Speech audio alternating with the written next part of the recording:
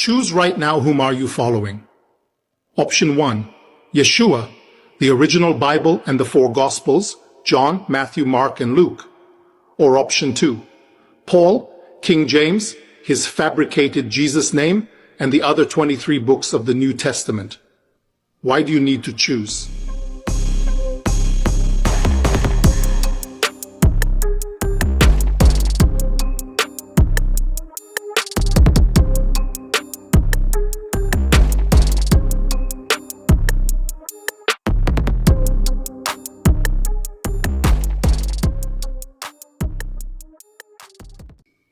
Because Yeshua's teachings, found in the four Gospels, contradict the religion that Paul created and King James later edited and sold.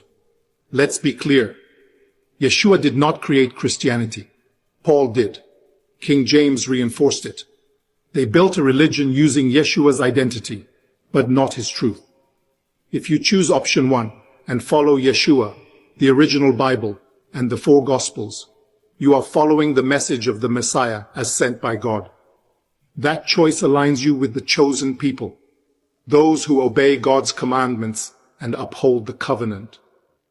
If you choose option 2 and follow Paul, King James, and the fabricated identity of Jesus, you are following a religious system built by Rome, approved by kings, and passed down through the Vatican. Here are the vast differences. 1. Who is God? Yeshua says in John 14:28, "My Father is greater than I." He separates himself from God. He points to God as the only authority. But Paul says in Philippians 2:6, Christ being equal with God, Paul elevates Yeshua to divine status, something Yeshua never claimed. King James locked that lie into his translation. 2. Who should you follow? Yeshua says in Luke 6:46, "Why do you call me Adon, Adon, and do not do what I say?" In Hebrew, Adon means sir, not Lord. King James twisted that into Lord to support worship of Yeshua, even though Yeshua asked for obedience, not religious titles. Paul says in Romans 10:9, "Believe in your heart, and you will be saved." That's belief without action. That's salvation without righteousness. That's not what Yeshua ever taught. 3. What about the 10 Commandments and the Torah? Yeshua says in Matthew 5:17, "Do not think I came to abolish the law. I came to fulfill it." But Paul says in Galatians 3:13, Christ redeemed us from the curse of the law. Paul calls God's law a curse. Yeshua calls it eternal. You can't follow both. 4. Who are God's people? Yeshua says in Matthew 15:24, "I was sent only to the lost sheep of the house of Israel." He identifies as part of the chosen people. And Yeshua made it clear. Anyone who follows his teachings and keeps the commandments is counted among the chosen people of God. They call the Messiah by his true name, Yeshua. But Paul built his theology on non-Israelites, and King James rebranded Yeshua into a new name, Jesus, a name Yeshua never knew, never heard, and never used. 5. How did this religion begin? Yeshua never built churches. He never said to start a religion. He called people back to God. Paul never met Yeshua, not once. His version of Yeshua came from a vision. And most of the New Testament is Paul's letters, not Yeshua's words. King James took Paul's writing and turned them into a state-approved religious system. He renamed Yeshua. He redefined salvation. And he moved the focus from God to church. So who are you following? Option 1, Yeshua, the four Gospels, the original Bible, and the path of the chosen people, a path of obedience, righteousness, and truth. Option 2, Paul, King James, the 23 other books, and a man-made version of Jesus, a religion designed for politics, not for God. And I bring you the truth, so you can finally choose, not based on religion, but based on evidence. Yeshua never taught "in my name" as a magic phrase. Saying "in Jesus' name" doesn't guarantee anything.